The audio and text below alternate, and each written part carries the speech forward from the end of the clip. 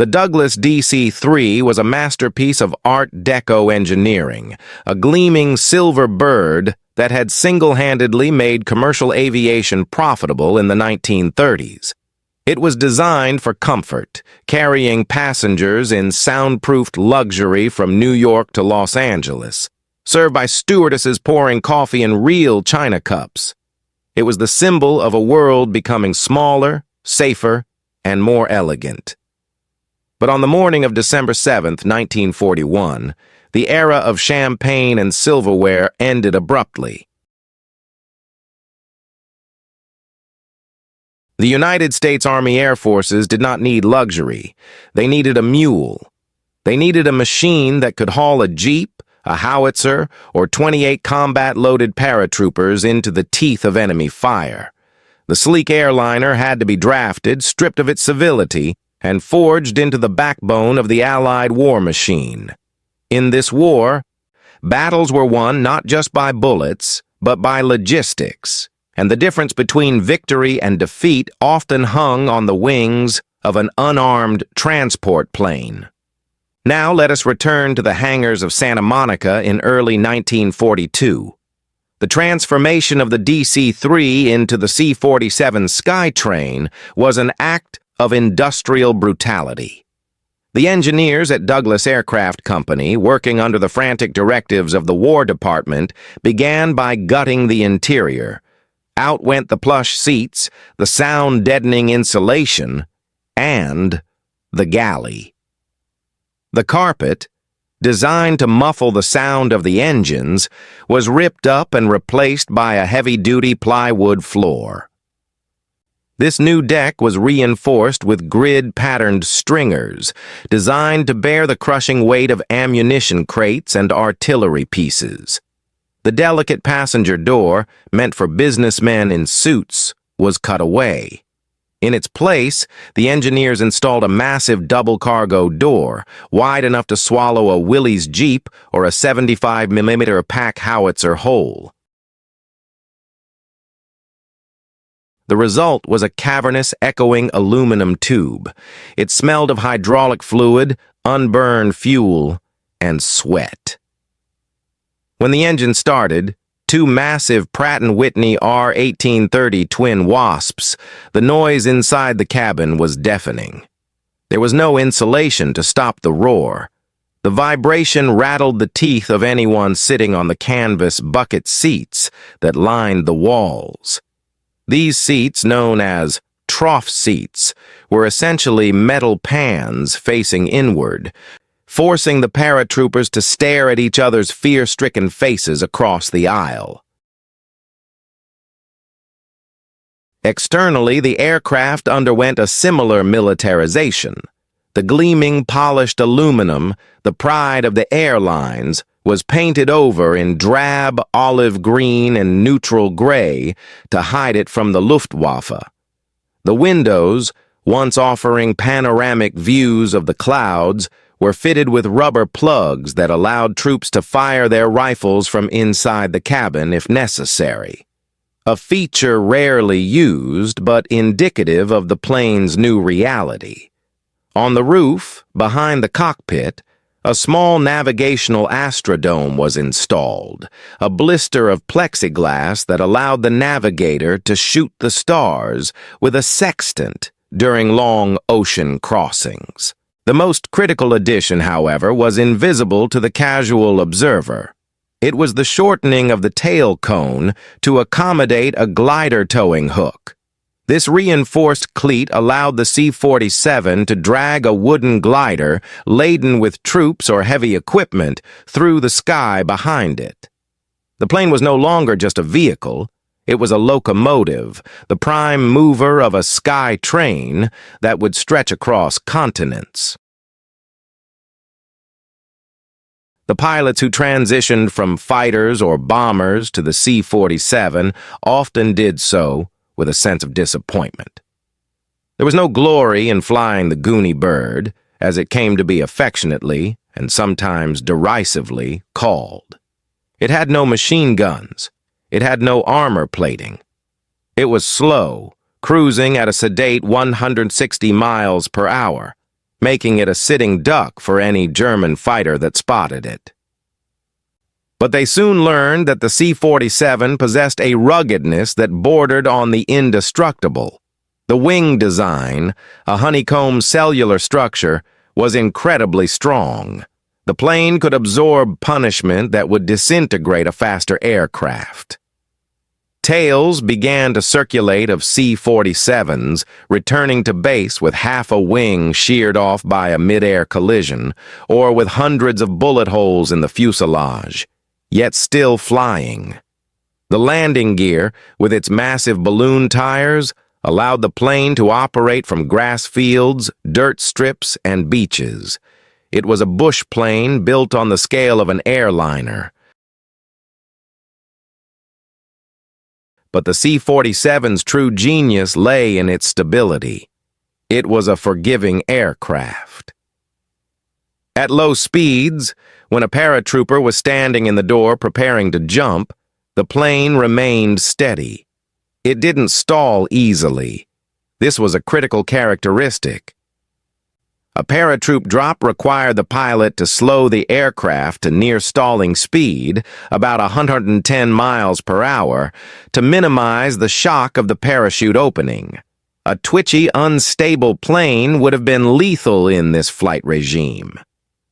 The C-47, with its broad, swept-back wings, simply mushed through the air, providing a stable platform for the men leaping into the void. As the factories in California and Oklahoma churned out thousands of these machines, a new doctrine of warfare was being written around them. For centuries, armies had been bound to the earth, moving at the speed of a marching boot or a rolling truck. The C-47 broke those chains. It allowed a commander to place a regiment of elite infantry behind enemy lines in a matter of hours. It turned the sky into a supply line. It meant that an army could be encircled but not starved, isolated but not defeated.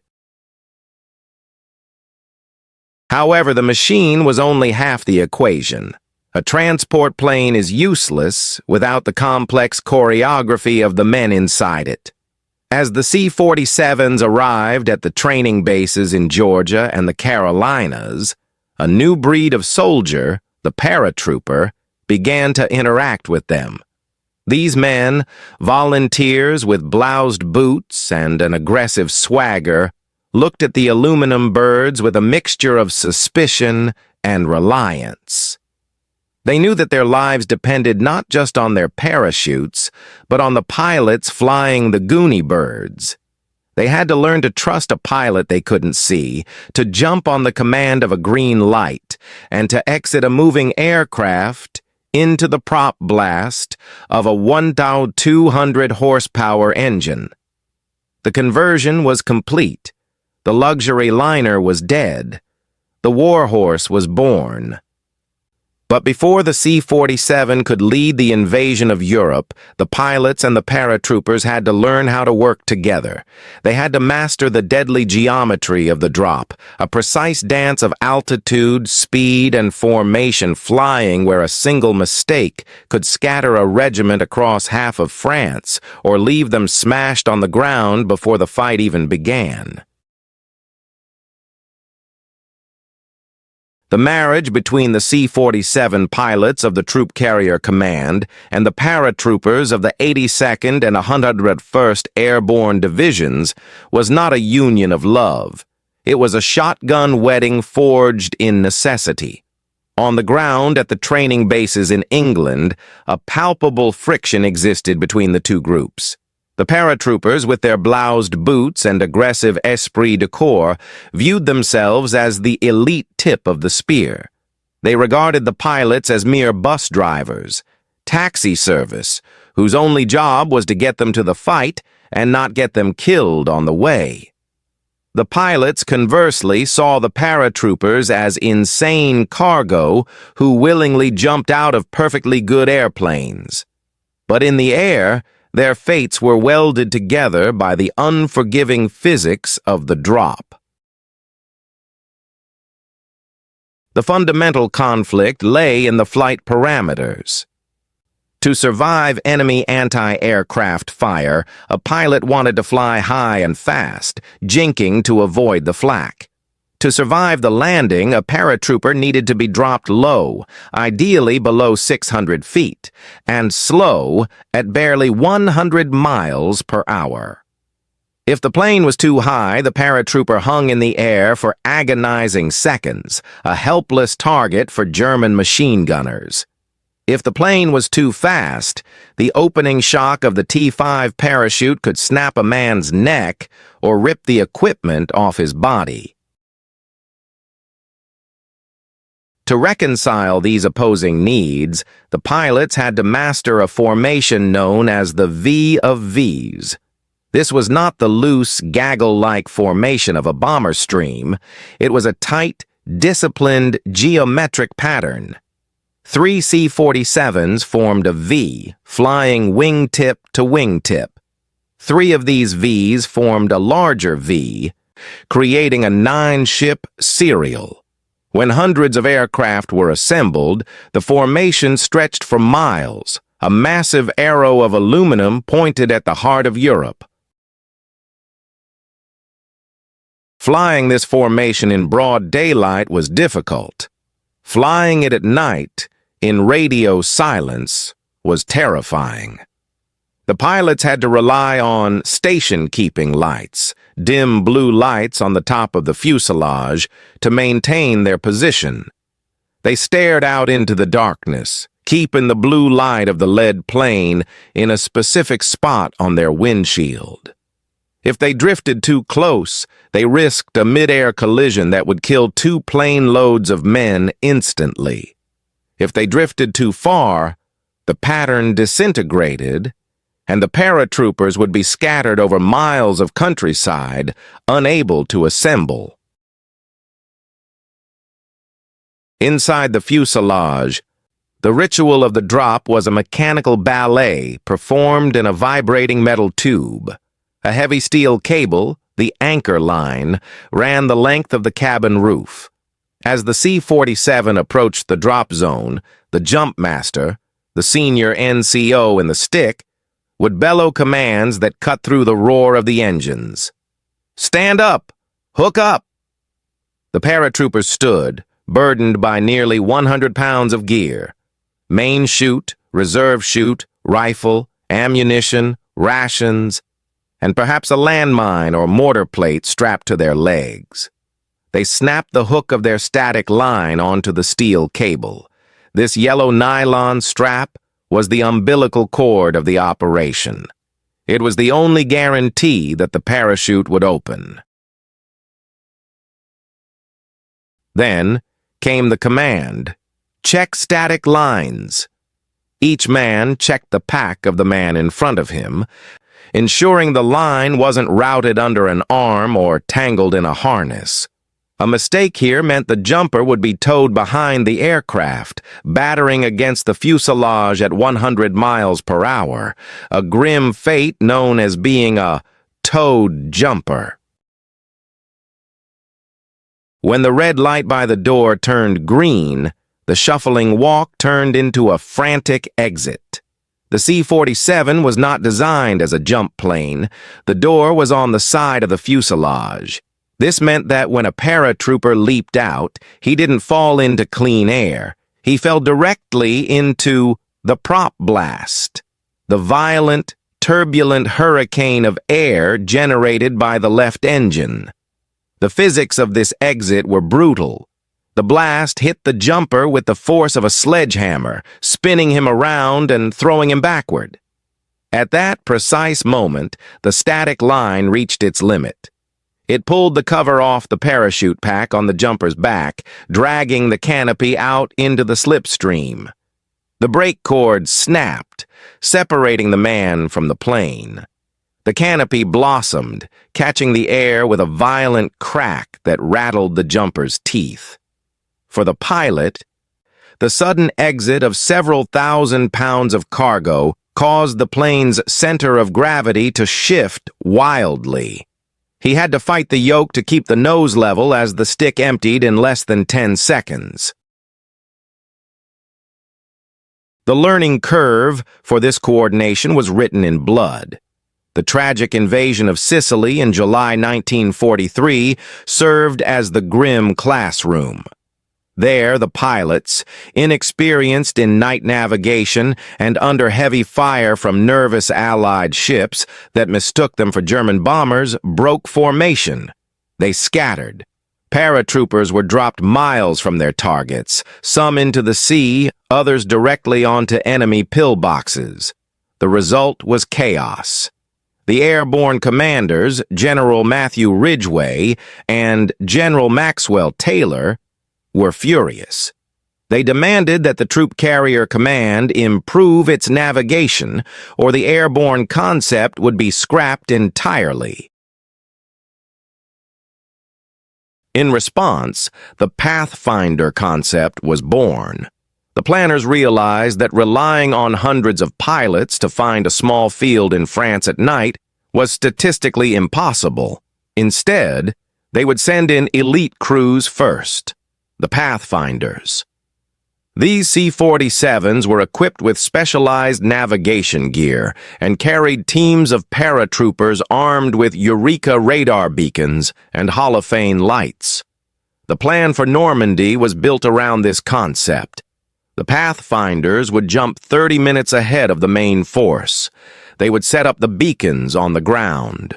The main armada of C-47s, equipped with Rebecca receivers, would interrogate the beacons. The screen in the cockpit would light up, guiding the pilot to the specific drop zone regardless of cloud or fog. The pilots trained relentlessly. They flew blind missions over the English countryside, their windows covered, flying solely on instruments and the beep of the Rebecca signal. They practiced flying so low that the slipstream kicked up dust from the fields. They learned to ignore the natural instinct to climb when the ground rushed up at them. By June 1944, the C-47 had ceased to be just a transport plane. It had become a precision delivery system. The pilots and the paratroopers had reached a tense, professional understanding. The pilot's job was to hold the ship steady, level, and on course, no matter how much metal was punching through the skin of the aircraft. The paratrooper's job was to clear the door. They were two halves of the same weapon, waiting for the signal to unlock the mechanism and flood the fields of France with American infantry. On the evening of June 5, 1944, the sun set over the green fields of southern England, marking the end of the last day of the Old World. At 17 distinct airfields scattered across the countryside, Pottery, Membury, Greenham Common, the tension was a physical weight that pressed down on the chests of 20,000 men. The waiting, which had been an agony of weather delays and false starts, was finally over. The order had come down from General Eisenhower. Go. The airfields were hives of frantic last-minute activity. The first thing that struck the senses was the smell. It was a pungent cocktail of high-octane aviation fuel, damp English grass, and the sharp chemical reek of fresh paint. Just 24 hours earlier, the order had been given to paint broad black and white stripes on the wings and fuselage of every Allied aircraft participating in the invasion. These invasion stripes were a desperate measure to prevent a repeat of the tragic friendly fire incidents in Sicily. Ground crews had applied them with mops, brooms, and rags, slathering the quick-drying paint over the olive-drab skins of the C-47s. The planes sat on the hard stands, looking like striped wasps, their paint still tacky to the touch as the paratroopers began to marshal. The soldiers of the 101st and 82nd Airborne Divisions were a terrifying sight. They had blackened their faces with burnt cork and camouflage paint. Some, like the filthy 13 of the 506th Parachute Infantry Regiment, had shaved their heads into mohawks and applied war paint, looking more like ancient warriors than modern soldiers. But it was their burden that defined them. Each man was a walking warehouse, carrying nearly his own body weight in equipment. They wore their main chutes on their backs and reserve chutes on their chests. They strapped knives to their ankles, grenades to their webbing, and bandoliers of ammunition across their chests. Many carried a leg bag, a heavy canvas sack filled with radios, machine gun parts, or explosives, dangling from a strap on their leg. Moving to the aircraft was a struggle against gravity. The men didn't walk, they waddled. Ground crews often had to physically push the paratroopers up the metal stairs and into the cargo doors of the C-47s. Once inside, they collapsed into the metal trough seats, the sheer bulk of their gear forcing them to sit tightly packed, knee to knee, sweating in the humid metallic air of the fuselage. Then, the engines began to turn. It started as a low rumble at one end of the tarmac, a cough of smoke and a whine of starters, and then it spread like a contagion. One by one, over 800 C-47 Skytrains roared to life. The sound was not merely auditory, it was tectonic. The vibration shook the ground and rattled the bones of the men inside. This was the night of 1,000 engines. The collective roar was so loud it was heard by villagers miles away, a thunder that did not stop. The takeoff was a feat of logistical choreography that bordered on the miraculous. The planners had calculated the intervals down to the second. A C-47 had to take off every 11 seconds to maintain the integrity of the formation. The pilots, their nerves pulled tight as piano wire, lined up on the runways. They pushed the throttles forward, and the fully loaded transports lumbered down the asphalt. They were heavy, grossly overweight, and they used every inch of the runway to claw their way into the air. Once airborne, they didn't simply turn south. They had to assemble. The sky over England became a crowded spiral of climbing aircraft. To an observer on the ground, it looked as if a swarm of fireflies was rising from the earth as the formation lights on the wings and fuselages blinked in the twilight. The planes circled, finding their wingmen, forming the tight V of V's, and joining the massive stream known as the Albany and Boston missions. The armada stretched for 9 files wide and 300 miles long. It was a river of aluminum flowing through the night sky. Inside the cockpits, the pilots flew with an intensity that left them drenched in sweat despite the chill at altitude. They maintained radio silence, communicating only with light signals. They focused on the blue formation lights of the plane ahead, keeping the spacing precise. To drift was to risk a mid-air collision in the crowded dark. To lag was to be lost. As they crossed the coastline of England and headed out over the Channel, the pilots dropped down. The flight plan called for an altitude of barely 500 feet to stay under the German radar coverage. They skimmed the wave tops, the propellers kicking up spray. Below them, the sea was not empty. Through breaks in the clouds, the pilots and paratroopers caught glimpses of the invasion fleet, thousands of ships, dark shadows on the gray water, steaming silently toward Normandy. It was a comforting sight, a reminder that they were the vanguard of the greatest military force ever assembled. Inside the cabins, the mood shifted from the raucous energy of the ground to a somber introspection. The roar of the engines made conversation impossible. Men retreated into their own minds. Some prayed, fingering rosaries. Others slept, the vibration of the plane acting as a strange narcotic. The jumpmasters stood near the open doors, staring out into the slipstream, watching the whitecaps flash by below. The cool night air rushed in, mixing with the smell of vomit. Air sickness was rampant in the turbulence of the low-level flight, and the floor became slick, adding another layer of misery to the ordeal. For the pilots, the channel crossing was the easy part.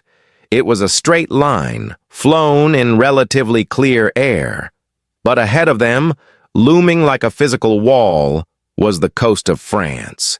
And masking that coast was a weather front that the meteorologists had failed to predict. A thick, impenetrable bank of cloud that sat directly in the flight path. As the lead planes hit the cloud bank, the visual cohesion of the formation shattered. The blue station-keeping lights of the wingmen vanished in the gray soup. The pilots, terrified of collision, instinctively spread out. They climbed or dove, desperate to find clear air.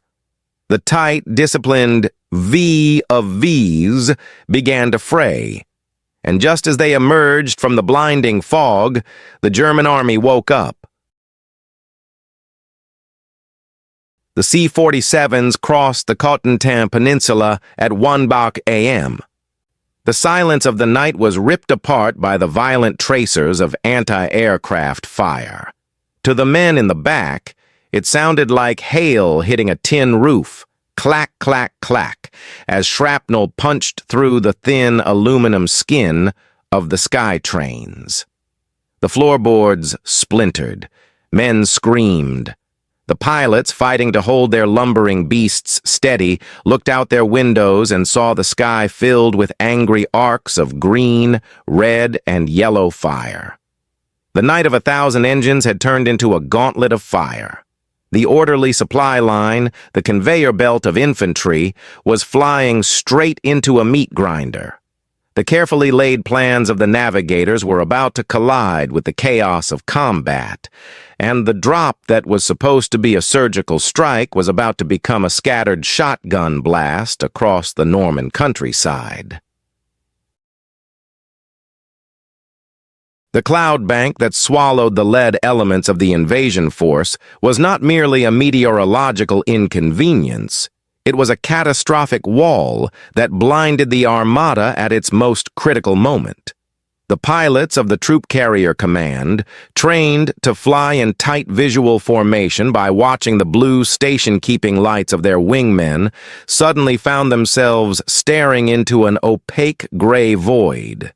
The instinct for self-preservation triggered an immediate, chaotic reaction. To avoid mid-air collisions, the pilots reflexively broke formation. Some pulled back on the yokes, climbing desperately to find clear air above the soup. Others banked hard to the left or right, shattering the carefully constructed V of V's geometry.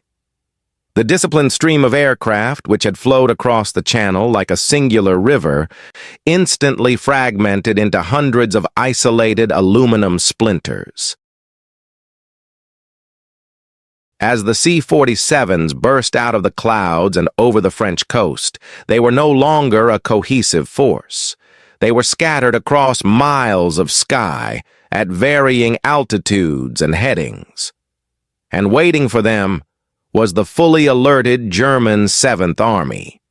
The coastal batteries, having heard the drone of the engines, unleashed a wall of anti-aircraft fire that turned the night sky into a kaleidoscope of lethal violence. To the paratroopers huddled in the back, the experience was a sensory overload of terror.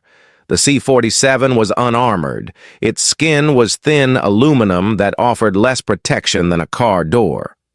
When the German 20mm flak shells hit, they didn't just puncture the fuselage.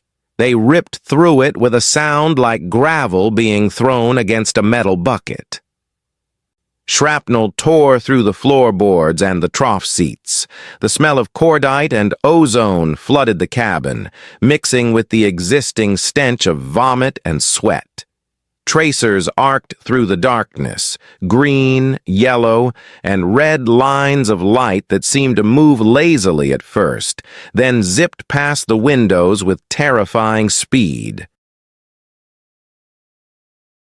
For the pilots, the stress was unbearable.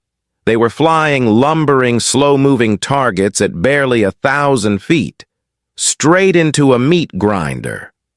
Many of these men were young, flying their first combat mission. The natural human reaction to being shot at is to move faster, and many pilots instinctively shoved their throttles forward. The C-47 surged from the drop speed of 110 miles per hour to 150 miles per hour or more. They also began to take evasive action, jinking and weaving to throw off the German aim. This evasive maneuvering was disastrous for the men waiting to jump. Inside the fuselage, the G-forces slammed the heavily laden paratroopers against the walls and floor. Standing up became a wrestling match against gravity. The jump masters, screaming over the roar of the engines and the explosions outside, struggled to maintain order. "Stand in the door!" was no longer a drill command. It was a plea to get the men out before the plane was blown out of the sky. The Rebecca-Eureka beacon system, which was supposed to guide the planes to the drop zones, failed amidst the chaos. The pathfinders, who had jumped 30 minutes earlier, had been scattered just as badly. Many beacons were set up in the wrong fields, or not set up at all because the equipment had been lost in the swamps. The pilots were navigating by sight in the dark, looking for landmarks, a church steeple, a bend in the river, while flak burst around them. Disoriented and terrified, many pilots simply looked for the first open field and flipped the switch. The red light went out. The green light flashed on. "Go! Go! Go!" The exit was brutal. Paratroopers jumping from a plane moving at 150 miles per hour, 40 miles per hour faster than the safe limit, were hit by a wall of wind that ripped equipment right off their bodies. The leg bags, heavy canvas sacks containing radios, mortars, and extra ammunition, were torn from the troopers' legs by the sheer force of the slipstream. These vital supplies, the very reason the paratroopers were a self-sustaining force, plummeted into the darkness, lost forever in the hedgerows. The opening shock of the T-5 parachute at that speed was a violent physical assault. It snapped heads back, bruised shoulders, and in some cases knocked men unconscious before they even hit the ground. The stick of paratroopers, which was supposed to land in a tight cluster, was strung out over miles. The high speed and the evasive banking of the aircraft meant that by the time the last man exited the door, he was often 3 miles away from the first man. The descent was a nightmare of confusion. Men dangled under their canopies, watching the tracer fire rise up to meet them. They saw C-47s burning in the sky, spiraling down to crash in balls of fire. Some paratroopers were hit by bullets while still in their harnesses.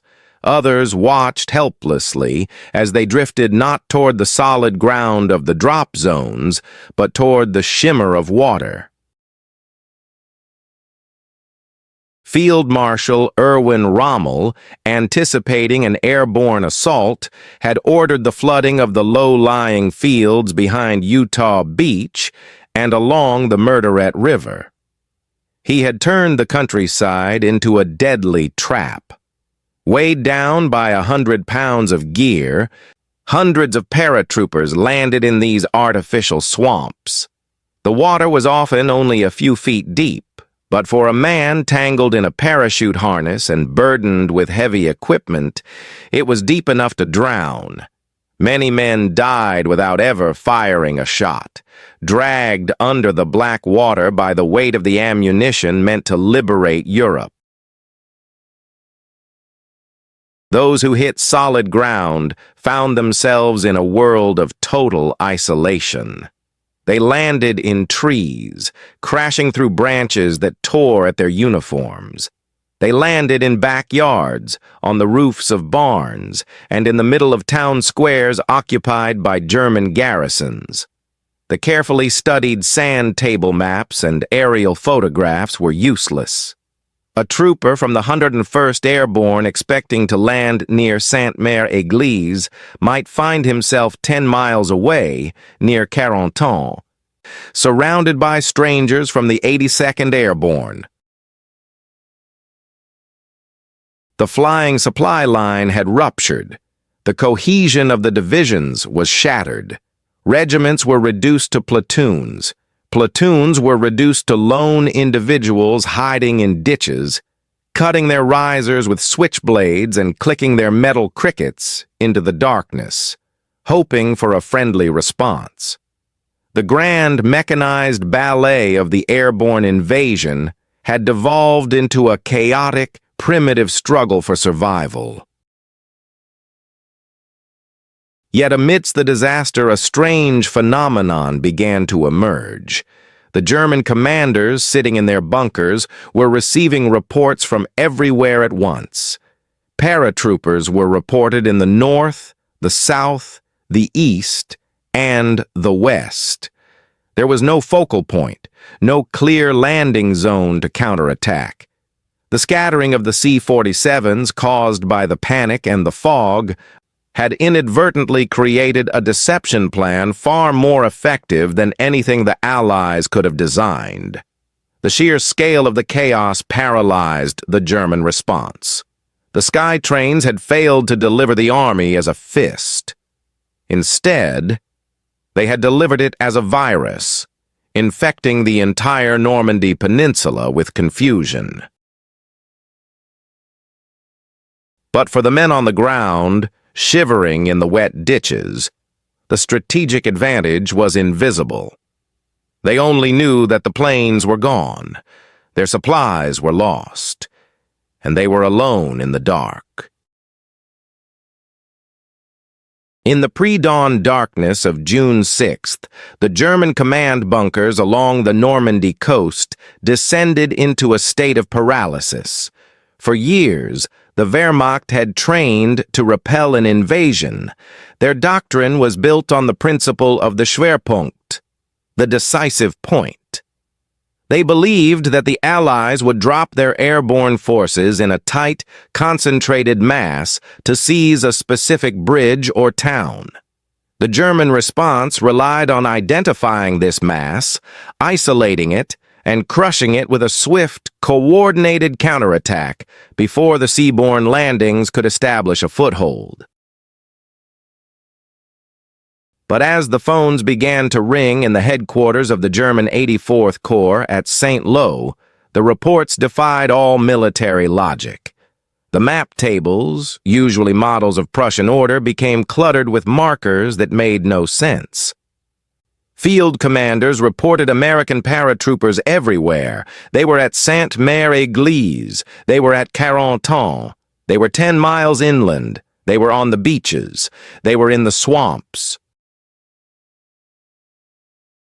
To the German generals, it appeared that the Allies had launched an operation of staggering magnitude, dropping hundreds of thousands of men across the entire peninsula. They could not discern the main effort because there wasn't one. The erratic flight paths of the C-47 Skytrains, driven by the panic of the pilots and the blinding cloud banks, had inadvertently created a deception plan far more effective than anything the planners in London could have devised. The invasion was not a spear thrust, it was a shotgun blast. General Wilhelm Falley, the commander of the German 91st Air Landing Division, the very unit tasked with destroying an airborne assault, rushed out of his headquarters to organize a response. He never made it. A few miles down the road, his staff car was ambushed by a handful of lost paratroopers from the 82nd Airborne who had landed miles from their intended drop zone. In a brief, violent firefight, the German general was killed. The scatter had decapitated the enemy leadership before the battle had even truly begun. On the ground, the reality for the American paratroopers was far less strategic and far more visceral. They were LGOPs, little groups of paratroopers. These were ad hoc units formed by men who met in the dark, strangers from different companies and different divisions, bonded only by the American flag on their sleeves and the metal cricket clickers in their hands. The toy clicker became the most important tool in the invasion. A single click, click-clack, demanded a double-click response. In the terrifying intimacy of the hedgerows, where every shadow could be a German soldier, this metal sound was the only friend a man had. It brought together a bazooka man from the 501st, a rifleman from the 506th, and a lost medic from the 82nd. They had no radio contact with their superiors. They had no idea where they were on the map. They simply knew they were in France, and their job was to cause havoc. And havoc they caused, because they were lost. They attacked everything. If a group of 5 paratroopers stumbled upon a German supply truck, they burned it. If they found a telephone wire, they cut it. If they saw a patrol, they ambushed it. They fought without a coherent plan, slashing at the nervous system of the German army from 1,000 different angles. This chaotic aggression terrified the German garrisons. A German unit guarding a bridge would hear gunfire to their north, then an explosion to their south, then silence. They felt surrounded. Convinced they were facing a massive force, they hunkered down in their bunkers, waiting for orders that never came because the telephone lines had been severed by a lone sergeant with a trench knife. The ferocious resistance of these small, isolated groups prevented the Germans from moving their reserves to the beaches. The panzers and infantry that should have been rushing to Utah and Omaha beaches were instead pinned down in the hedgerows, chasing ghosts. Even the American generals were swept up in the confusion. General Maxwell Taylor, commander of the 101st Airborne, found himself alone in a field, armed only with his pistol. He spent the early hours of the invasion not commanding a division, but leading a squad of privates and corporals. He famously remarked to a fellow officer, "Never were so few led by so many." The hierarchy of the army had dissolved. There were no colonels or privates in the dark. There were only men with guns and men without. The unintentional genius of the scatter bought the Allies time. It bought time for the seaborne troops to claw their way off the sand. It bought time for the gliders to arrive. But as the sun began to rise over Normandy, the adrenaline of the night began to fade, replaced by a cold, tactical reality. The paratroopers had survived the drop and they had sown confusion, but they were light infantry. They carried rifles, submachine guns, and a few light mortars. They had no tanks, They had no heavy artillery. They had very few medical supplies. Against the German armor that was surely mobilizing, the paratroopers were dangerously outgunned. A rifleman could not stop a panzer. The C-47s had delivered the men, but the men were now stranded islands in a sea of enemy armor. To survive the coming counterattack, they needed the heavy metal of war. They needed jeeps to move their wounded, howitzers to smash the German bunkers, and anti-tank guns to hold the roads.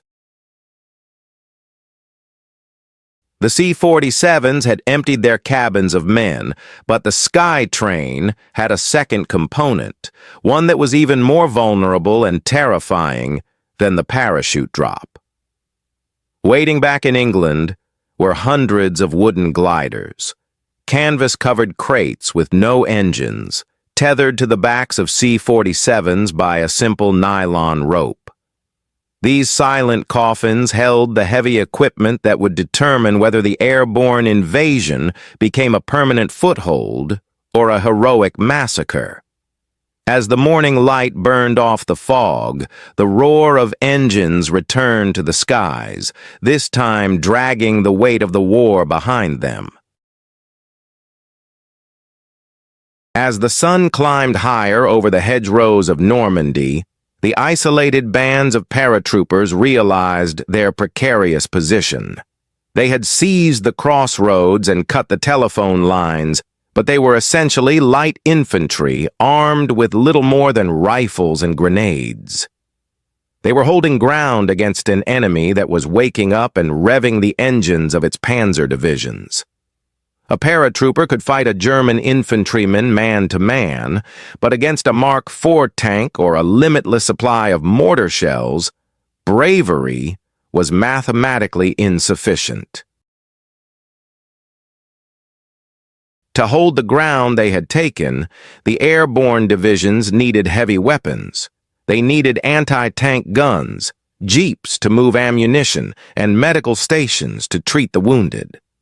Since these couldn't be dropped by parachute, they had to be delivered by the most terrifying vehicle in the Allied inventory, the combat glider. Back in England, the C-47s that had returned from the initial drops were refueling. But a second wave of Skytrains was taxiing out, and these planes were not empty. Trailing behind each one, connected by a 300-foot nylon tow rope, was a silent partner. These were the gliders, the American Waco CG-4A and the British Airspeed Horsa. To the modern eye, the Waco glider looked like a death trap. It was a boxy framework of steel tubing covered in canvas and plywood. It had no engines, no armor, and no second chances. The men who flew them wore wings on their chests with a G in the center, which they grimly joked stood for guts, though others suggested it stood for gone. They were the only pilots in the world who had no go-around capability. Once they cut the tow rope, they were committed to landing, regardless of whether the field below was full of cows, landmines, or German machine guns. For the C-47 pilots, towing a glider was a grueling physical test. The drag was immense. The engines of the Skytrain, already strained by the weight of the aircraft itself, had to pull an additional 4 tons of dead weight through the sky. The cylinder head temperatures spiked into the red. The pilots had to fly at full throttle, lumbering through the air at a dangerously slow 120 miles per hour, making them fat. Slow targets for the German flak batteries that had by now fully zeroed in on the flight corridors. Inside the gliders, the experience was a study in helplessness. There was no roar of engines to drown out the sound of the war. The passengers, glider infantrymen or artillery crews, heard only the rushing wind and the thwack, thwack, thwack of the tow rope vibrating in the slipstream. They sat on flimsy wooden benches, staring at the back of a jeep or the barrel of a 57mm anti-tank gun lashed to the floor. They knew that if the tow rope snapped prematurely, they would drop like a stone. They knew that if flak hit the glider, the canvas skin offered no protection. Shrapnel would tear through the cabin as if it were paper. But the true terror awaited them on the ground. Field Marshal Rommel, the astute German commander, had anticipated airborne landings. He had ordered the open fields of Normandy to be spiked with Rommel's asparagus, 10-foot-tall wooden poles planted in the ground, often wired with explosives or connected by tripwires. These poles were designed to shear the wings off a landing glider, causing it to cartwheel and disintegrate. As the C-47s approached the landing zones, LZs, near Sainte-Mère-Église and Heesville, the glider pilots looked down at a landscape that looked like a pincushion. The green light flashed in the cockpit of the tow plane. The C-47 pilot cast off the line. The glider pilot pulled the release lever. The umbilical cord dropped away. Suddenly, the glider was alone, descending rapidly in a steep spiral. The pilot had seconds to pick a spot between the poles. The silence of the glide was replaced by the violent noise of the landing. The gliders hit the ground at 70 miles per hour. They smashed through hedgerows, bounced over ditches, and tore through the wooden poles. Wings were ripped off, fuselages snapped in half. The sound of splintering wood and tearing canvas was deafening. The carnage in the landing zones was horrific. Gliders skidded into stone walls, crushing the jeeps and men inside. Others were flipped over by the anti-glider poles, trapping the crews upside down, while German mortars began to walk fire across the field. Yet, amidst the wreckage, the genius of the design revealed itself. The nose of the Waco glider was hinged. Even if the glider was a total wreck, the survivors could unlatch the cockpit, swing the entire nose section up, and roll a jeep or an anti-tank gun directly onto the battlefield. Within minutes of crashing, the surviving crews were in action. They manhandled the 57mm guns out of the splintered remains of the gliders. They started the jeeps, loaded with ammunition and medical supplies, and drove them straight to the front lines. These heavy weapons were the difference between life and death for the paratroopers. When the German Sturmgeschütz assault guns attacked the bridges later that day, they weren't met by rifle fire. They were met by high-velocity anti-tank rounds delivered by a wooden crate that had crash-landed minutes earlier. The C-47 pilots, having released their burdens, banked hard and dove for the deck, racing back to England to reload. They had turned the sky into a conveyor belt. They had proven that an army could be sustained from the air, even in the midst of a chaotic battlefield. But the invasion of Normandy was just the beginning of the C-47's legend.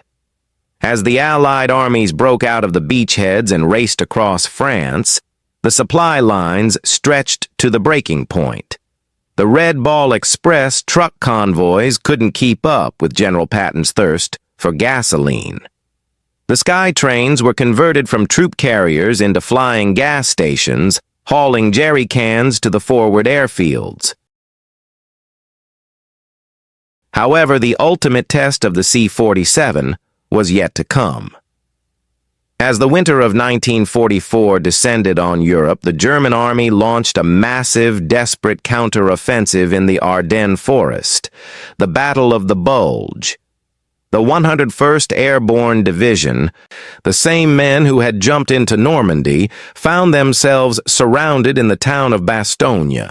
They were cut off, out of ammunition, and freezing to death in the worst winter Europe had seen in decades. The roads were blocked by German tanks. The only way in was through the sky, and the sky was filled with snow. By December 1944, the green hedgerows of Normandy were a distant memory, replaced by the white frozen hell of the Ardennes forest. The Allied armies, confident that the war was nearly over, had settled into a winter routine. But Adolf Hitler had one final gamble to play. On December 16th, 3 German armies smashed through the thin American lines, creating a massive bulge in the front and threatening to split the Allied forces in two.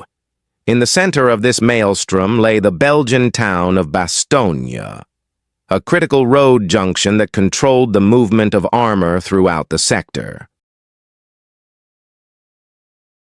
The 101st Airborne Division, the Screaming Eagles, were rushed by truck to hold the town. They arrived just as the German traps snapped shut. 18,000 Americans found themselves completely encircled by the elite Panzer Lehr Division and the 26th Volksgrenadier Division. They were an island in a sea of German armor, and they were ill-equipped for a siege. They had rushed to the front in such haste that many men lacked overshoes or winter coats. Ammunition for the artillery was critically low. Food rations were dwindling. Medical supplies, plasma, morphine, bandages had run out, leaving the wounded to suffer in the freezing cellars of the town. To make matters worse, the weather had turned against them. A dense, freezing fog blanketed the region, grounding the entire Allied Air Force. For days, the paratroopers listened to the sounds of German tanks tightening the noose, knowing that the mightiest air armada in the world sat helpless on the runways in England and France. Blinded by the mist, the C-47 pilots, the lifeline of the Airborne, paced their briefing rooms, staring at the gray sky, knowing that their brothers were dying just a few hundred miles away. Inside the perimeter, the situation was desperate. The artillery batteries were down to 10 rounds per gun per day. Commanders ordered their men not to fire unless they had a clear target. The wounded were dying from shock and cold. When the German commander demanded surrender, General Anthony McAuliffe famously replied, "Nuts," a defiance born of grit, but grit alone could not stop a tank. The 101st needed a miracle, and they needed it to arrive by air. On the morning of December 23rd, the miracle arrived. A high-pressure ridge moved in from the Atlantic, and the fog that had choked the Ardennes suddenly lifted. The sky turned a brilliant, crystalline blue. The sun reflected off the snow with a blinding glare. Back at the air bases in England, the order was immediate. Launch everything. It was the single largest aerial resupply mission in history. Over 240 C-47 Skytrains roared down the runways, heavily laden with bundles, cylindrical containers packed with ammunition, rations, and medical supplies. These planes were not flying a stealthy night mission like Normandy. They were flying in broad daylight, at low altitude, directly into a German siege ring. As the Armada approached Bastogne, the pilot saw the town as a dark smudge in the center of the white landscape. But surrounding that smudge was a ring of fire. The Germans, realizing that the resupply was the only thing keeping the Americans alive, had positioned hundreds of anti-aircraft guns around the perimeter. They created a flak bowl, a concentration of fire so dense that it seemed impossible to fly through it and survive. The C-47 pilots had to make a terrifying choice. To ensure the supplies landed inside the narrow American perimeter and not in the German lines, they had to fly slow, barely 110 miles per hour, and straight. They could not jink. They could not dive. They had to hold a steady course at 400 feet while 20mm and 37mm shells ripped through their aircraft. To the paratroopers on the ground, looking up from their foxholes, the sight was biblical. The C-47s came in wave after wave, their engines droning a defiant, steady rhythm. They didn't waver. As they passed over the drop zones, the bellies of the planes erupted with color. The supply bundles were color-coded by parachute. Red chutes meant ammunition, blue meant food, yellow meant medical equipment, green meant weapons. Thousands of these colorful blossoms filled the sky, drifting down against the stark white snow. It was Christmas in Bastogne. The cost to the pilots was horrific. The German gunners couldn't miss at that range. Paratroopers watched in horror as C-47s, engines flaming, held their course just long enough to drop their bundles before banking away to die. Some planes simply disintegrated in mid-air, their fuel tanks hit by high-explosive shells. Others crash-landed in the fields between the lines, the crews fighting their way into the American perimeter or being captured by the Germans. But the Skytrain did not stop. In just 4 hours on that first day, they delivered 144 tons of supplies. They dropped 75mm howitzer shells that allowed the American artillery to open fire again. They dropped penicillin and plasma that saved the lives of hundreds of wounded men in the aid stations.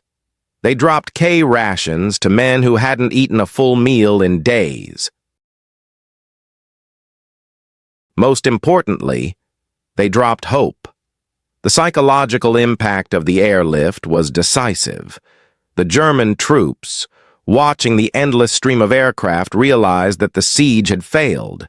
They could encircle the town, but they could not cut it off. The Americans commanded the sky. The morale of the 101st Airborne soared. They weren't forgotten. The bus drivers of the Troop Carrier Command were walking through fire to keep them in the fight. Over the next few days, despite continued flak and returning bad weather, the C-47s returned again and again. They towed gliders carrying doctors and surgeons to replace the medical staff captured early in the battle. They proved that the C-47 was not just an invasion tool, it was a siege breaker. It transformed the concept of encirclement from a death sentence into a temporary inconvenience. The Battle of the Bulge would rage on into January, but the crisis at Bastogne had passed. The 101st held the line, earning the nickname the Battered Bastards of Bastogne. But every paratrooper who survived those freezing days knew that their stubbornness had been fueled by the courage of the air crews. The C-47 had turned the paratrooper from a light infantryman into a sustainable force. As the Allied armies pushed the Germans back and the spring thaw finally came, the C-47 had one final transformation left. It had been a troop carrier, a glider tug, and a supply truck. Now, as the Third Reich collapsed and the concentration camps were liberated, the aluminum goose would become an angel of mercy, evacuating the broken and the starving from the ruins of a continent it had helped to liberate. When the guns finally fell silent in May 1945, the vast armadas of B-17s and Lancaster bombers were parked in the desert or sent to the smelters, their job of destruction complete. But for the C-47 Skytrain, the end of the war merely signaled a change of cargo. The machines that had dropped paratroopers into the flak of Normandy and supplies into the snow of Bastogne now took on a mission of mercy.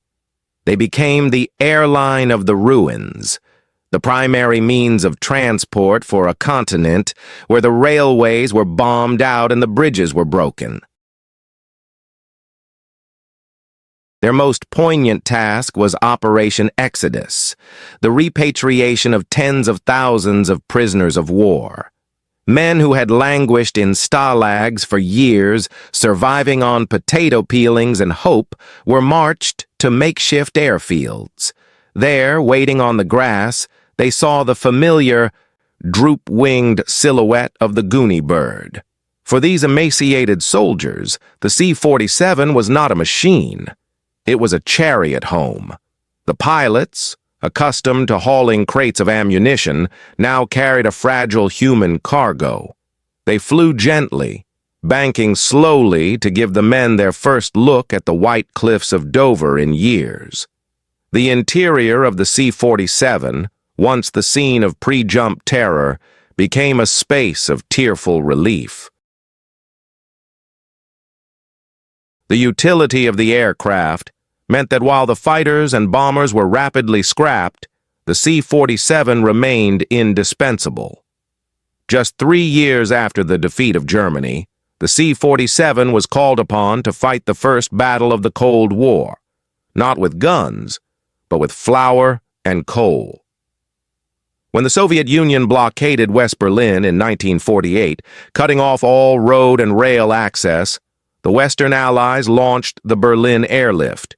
Once again, the Skytrain was the workhorse. Old veterans of the Troop Carrier Command found themselves flying the same corridors they had flown during the war, but this time landing at Tempelhof Airport to feed the very people they had once fought. The C-47s, joined by their larger cousins, the C-54s, landed every 3 minutes, 24 hours a day. They proved on a grand strategic scale what they had proven tactically at Bastogne, that an air bridge could defeat a siege. The candy bombers, dropping sweets to German children on tiny parachutes, transformed the image of American air power from a symbol of destruction into a symbol of salvation. As the military need eventually waned, the C-47 flooded the civilian market. The U.S. government sold them as surplus for pennies on the dollar. Thousands of C-47s were stripped of their olive drab paint, polished back to silver, and returned to their roots as DC-3 airliners. But they didn't just return to the major carriers. They went everywhere. They became the backbone of aviation in the developing world. In the jungles of South America, the bush of Africa, and the frozen tundra of the Arctic, the C-47 became the truck of the sky. It was the perfect bush plane. It could land on a short, muddy strip that would wreck a modern jet. It could be fixed with simple tools by a mechanic standing on a ladder. Its engines were reliable, and its structure was overbuilt. Pilots used to say that the only replacement for a DC-3 is another DC-3. The plane simply refused to wear out. Even when the engines failed, the C-47 glided with the grace of a bird. The adaptability of the airframe was proven yet again in the 1960s, during the Vietnam War. The U.S. Air Force, looking for a way to provide loitering fire support for remote outposts, took the aging, slow-moving transport and mounted 3 massive GAU-2A miniguns in the portside windows. They called it the AC-47, Spooky, but the troops on the ground called it Puff the Magic Dragon. The concept sounded absurd. A World War II cargo plane fighting in the jet age. But it worked. The AC-47 could orbit a target for hours, banking to aim the guns and unleashing a torrent of fire that sounded like a ripping canvas sheet. The tracers formed a solid cone of red light from the sky to the ground. The plane that had once dropped men into combat was now protecting them with a wall of lead. It was a testament to the genius of the original design that a plane built to carry businessmen in 1935 could be effectively repurposed as a gunship 30 years later. To this day, the C-47 endures. In remote corners of the world, 75 years after D-Day, they are still flying. Some have been retrofitted with modern turboprop engines and advanced avionics, serving as research aircraft or cargo haulers in Antarctica. They are the only aircraft from the Second World War that are still earning a living, not as museum pieces, but as working machines. The legacy of the aluminum goose is not measured in speed records or kill tallies. It is measured in the millions of tons of cargo moved, the millions of passengers carried, and the singular fact that it changed the geography of the planet. Before the C-47, the world was vast, disconnected, and bound by the limitations of surface travel. After the C-47, the sky was a highway. It turned the impossible logistics of global war into a routine schedule, and in doing so, it laid the foundation for the interconnected world we live in today. The C-47 Skytrain was never the glamorous star of the newsreels. It lacked the sleek lethality of the P-51 Mustang or the devastating power of the B-29 Superfortress. It was a mule, slow, noisy, and unarmored. Yet, it was arguably the most important aircraft of the Second World War. General Dwight D. Eisenhower listed it as one of the 4 tools that won the war, alongside the Jeep, the bazooka, and the atomic bomb. It earned this distinction not by destroying the enemy, but by enabling the Allies. It turned the chaotic, static nature of ground warfare into a fluid, 3-dimensional chess game. It allowed commanders to ignore rivers, mountains, and enemy lines.